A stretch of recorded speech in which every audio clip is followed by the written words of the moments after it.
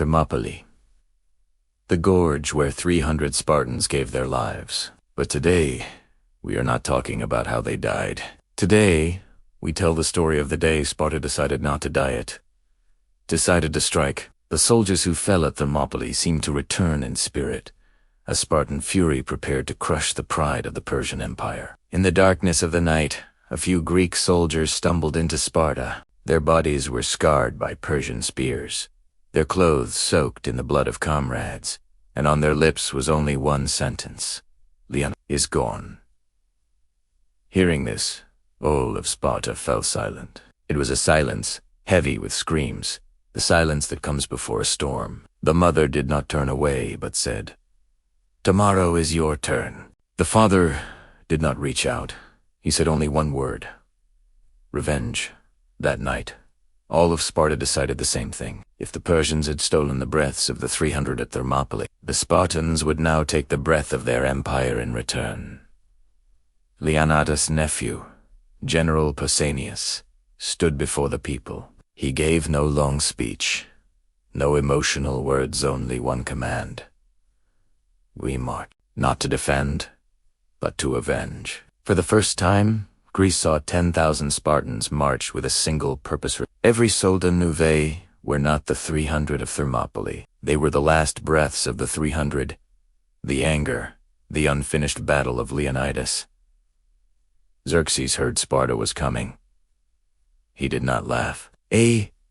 Fell silent. He knew if 300 had stopped his army, 10,000 would stop his empire. The field of Plataea was ready. The Persian Empire stood with its million-strong army, but the Spartan steps carried the weight of revenge.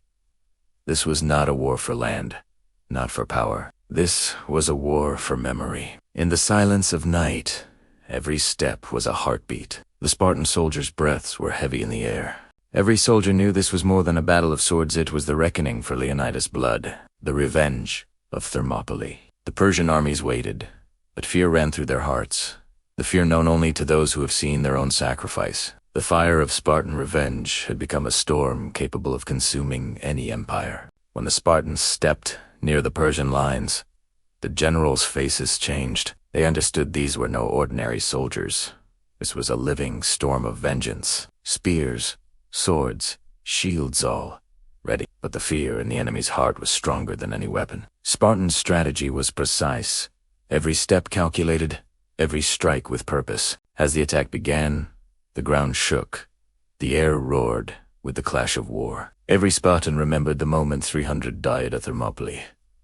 They knew it was time to honor that sacrifice. Spears clashed, swords struck, and every blow carried the memory of Leonidas. Spartan formations held strong, and the enemy faltered. Persian commanders tried to regroup, but against 10,000 Spartan warriors, they were a wall that would not break. The soldiers' voices, the cries, every step and strike, they all declared revenge.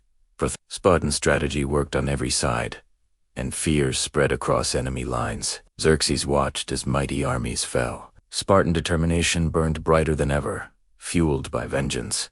As sunlight touched the battlefield, the scene was forever etched in history. Leonidas' name had been avenged. When the battle ended, Spartan soldiers left the field. Persian flags lay on the ground, their armies scattered. The Spartans not only avenged their fallen, but preserved their land, honor, and the memory of Leonidas. Even 700 years later, when the Greek wind blows, it still whispers.